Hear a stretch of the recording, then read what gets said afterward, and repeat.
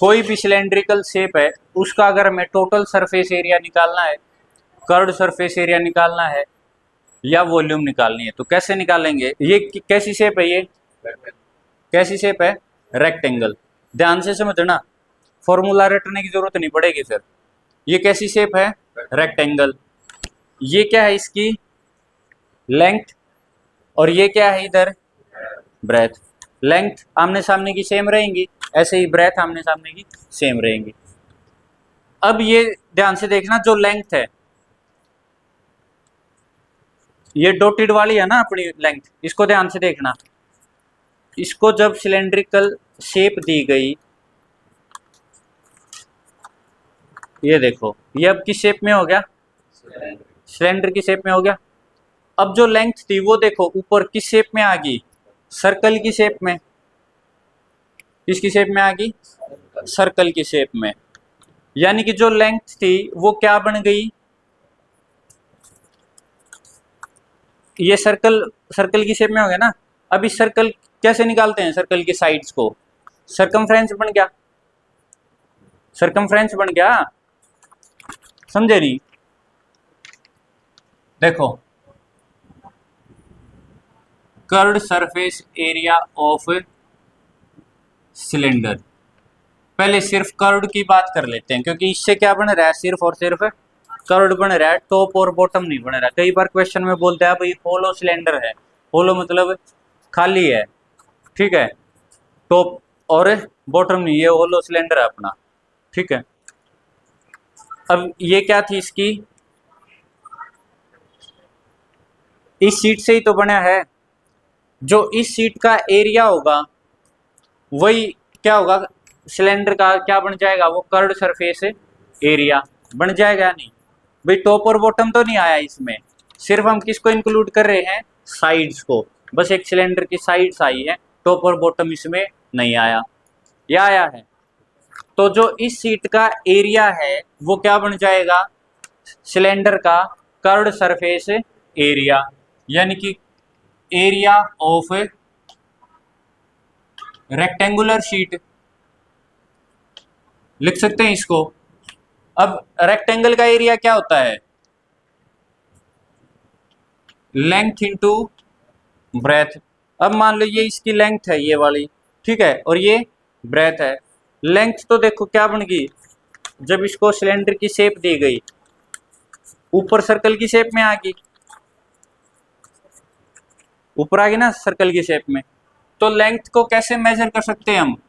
अब सर्कल के चारों ओर हम जब मेजर करते हैं तो उसको क्या बोलते हैं? सरकमफ्रेंस। तो सरकमफ्रेंस क्या होता है? 2πr। क्या होता है? 2πr।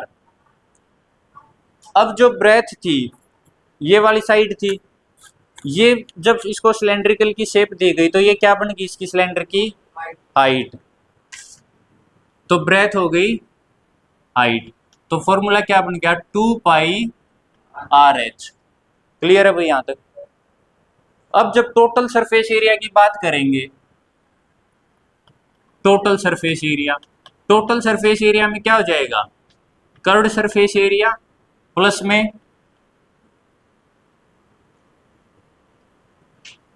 एरिया प्लस में बॉटम का एरिया। टॉप और बॉटम का एरिया भी ऐड हो जाएगा। और सिलेंडर में जो टॉप और बॉटम है वो क्या है? सर्कल। और सर्कल का एरिया क्या होता है? πr²। यानी कि 2πrh प्लस πr², और ये भी सेम रहेगा πr²। ये यहां से सेंटर से ये तो क्या हो जाएगी? इसकी रेडियस बिल्कुल सेम, ये हो जाएगी इसकी हाइट, और जो यहां से रहेगी ये भी क्या रहेगी? रेडियस। इस सर्कल का एरिया इसके इक्वल रहेगा, क्योंकि सिलेबस के अंदर जो भी हम डिस्कस करेंगे वो राइट सर्कुलर की बात कर रहे हैं। यानी कि ये बेस के साथ 90 डिग्री का एंगल बना रहा है। तो 90 डिग्री का अगर जब दोनों तरफ से सिमेट्री में आएगा तो इस सर्कल का एरिया और इसका एरिया क्या रहेगा? बिल्कुल बराबर। इसकी रेडियस बराबर बिल्कुल सेम रहेंगे दोनों। क्लियर, यहां तक समझ में आ रहा है? तो कर्ड सरफेस एरिया हमने निकाल लिया, वो कितना आया 2 pi r h. Curved surface area में मैंने ऊपर और जो नीचे उसका टॉप और बॉटम था दोनों का एरिया और जोड़ दिया, तो वो क्या बन गया टोटल सरफेस एरिया। ऊपर का एरिया कितना था एक सर्कल की शेप में पाई आर स्क्वायर, बॉटम का एरिया कितना था सर्कल की शेप में अगेन पाई आर स्क्वायर। तो इसको मैं क्या लिख सकता हूं pi r square plus pi r square.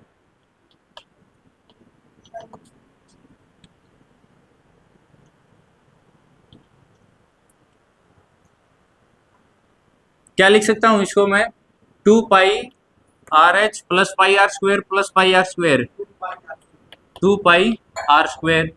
2 pi r common लो एच और r, 2 pi r r plus h. याद करने के लिए आप इसको ऐसे लिख सकते हो, सेम है ये। एच प्लस आर को मैंने आर प्लस एच कर दिया ताकि याद रह जाए 2 pi r r plus h, 2 pi r r plus h. आ गया भाई समझ में? तो ये क्या बन गया अपना टोटल सरफेस एरिया पूरे का 2 pi r r plus H. देखो इसी से याद हो जाए टोटल सरफेस एरिया तो ये हो गया 2 pi r r plus h, 2 pi r h curved surface area 2 pi r h. Total ज्यादा होता है इसमें एक आर और आ गया 2 pi r r plus H, ऐसे याद कर सकते हो गया। अब वॉल्यूम देखो, वॉल्यूम जब हम क्यूबॉइड की वॉल्यूम निकाल रहे थे मैंने कमरे की पूछा था ना भाई इसके अंदर मान लो हवा बताओ हमें कि कितनी एयर इसके अंदर आ सकती है। तो वॉल्यूम ऑफ क्यूबॉइड क्या किया हमने length into breadth into height, या आप बोल सकते हैं कि बेस का एरिया निकाल के और उसको किससे मल्टीप्लाई कर दो हाइट से, वॉल्यूम आ जाएगी। तो इसका बेस का एरिया, बेस कैसा है इसका सर्कल, तो सर्कल का एरिया क्या हो जाएगा पाई आर स्क्वायर, हाइट से मल्टीप्लाई कर दो तो क्या हो गया पाई आर स्क्वायर एच आ गया, रटने की जरूरत ही नहीं भाई। क्यूबॉइड में हमने ऐसे ही तो किया था, फर्श का एरिया निकाल के हाइट से मल्टीप्लाई कर दिया, वॉल्यूम आ गई कमरे की। ऐसे ही सिलेंडर है, सिलेंडर का जो बेस है वो क्या है सर्कल, सर्कल को हाइट से मल्टीप्लाई कर दो पाई आर स्क्वायर एच, ये इसकी वॉल्यूम होगी।